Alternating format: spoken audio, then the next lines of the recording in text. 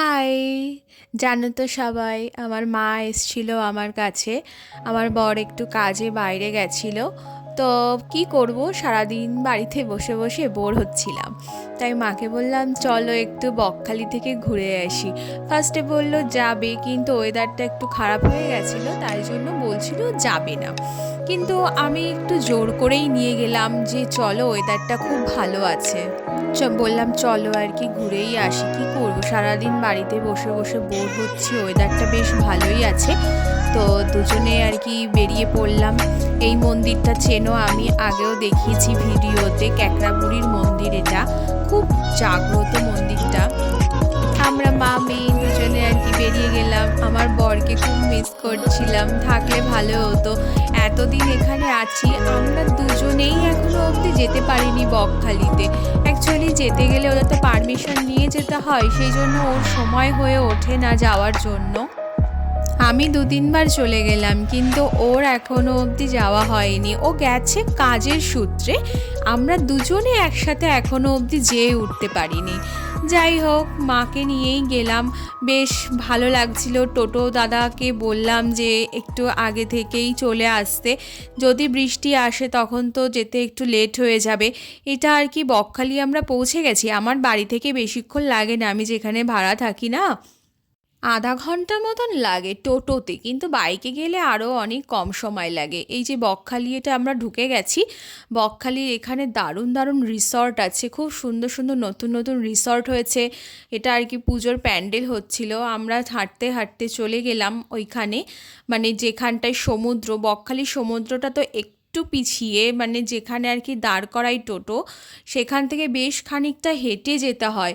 মাঝখানে একটা ক্যানেল পড়ে, সেই ক্যানেলটা পার হয়ে তারপর সমুদ্র পড়ে।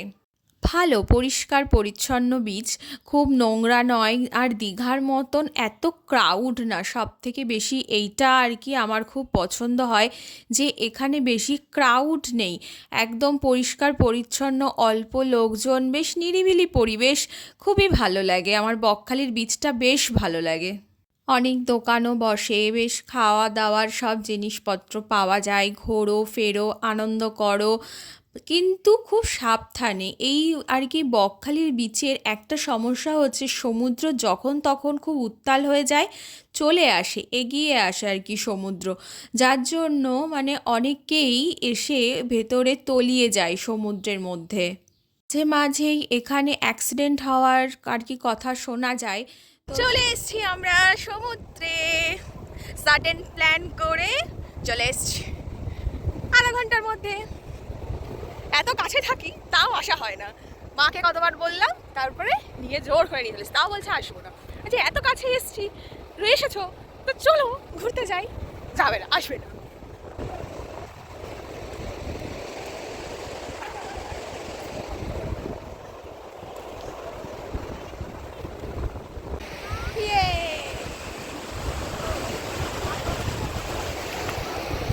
দারুণ মজা লাগছে, হঠাৎ করে চলে এলাম সাডেনলি। আমরা তো এখন বকখালি আছি, বকখালি এনজয় করছি, এনজয় করছি। আমার বরকে আমি একটু মিস করছি, বেচারা থাকলে ভালো হতো, কি আর করা যাবে।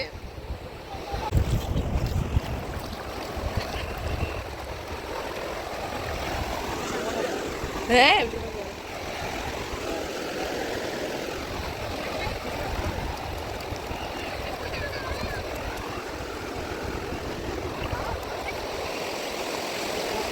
আমরা ওই দিকে ছিলাম আর এই পাশে এসেছি এখন, রিফ্রেশ জোর করে নিয়ে এসেছি, আসবেই না। বলো আরে এত কাছে থাকি কেন আসবো না, আসা তো হয় না। কেমন লাগছে বলো? দারুণ দারুণ দারুণ দারুণ দারুণ। আমরা এবার বাড়ি থেকে যাবো না এখনই, আমরা এবার ওপারে যাবো, গিয়ে বসবো। এই যে সমুদ্র, কি দারুণ লাগছে। আজকে প্রচণ্ড ঢেউ, প্রচণ্ড। ক্যামেরায় কতটা বোঝা যাচ্ছে জানি না, আমরা খুব একটা কাছে যাইনি, অনেক বড় বড় ঢেউ। সমুদ্র সবসময় খুব ভালো লাগে। বালির মধ্যে কি করছে, চলো যাই এবার দিকে গিয়ে একটু বসবো, কিছু খাবো। টাটা টাটা টাটা টাটা, আবার আসবো। আমি যদি না আসতাম কি থাকতো না, থাকতো আমি পাপড়ি চাট খাবো অনেকদিন পরে, দেখি খেয়ে কেমন। ও ওকে নিয়ে চলে আইসক্রিম খাচ্ছি। আমি ফুচকা খেলাম, উনি আইসক্রিম খাচ্ছে। আমি ভাবছি একটা ডাব খাবো।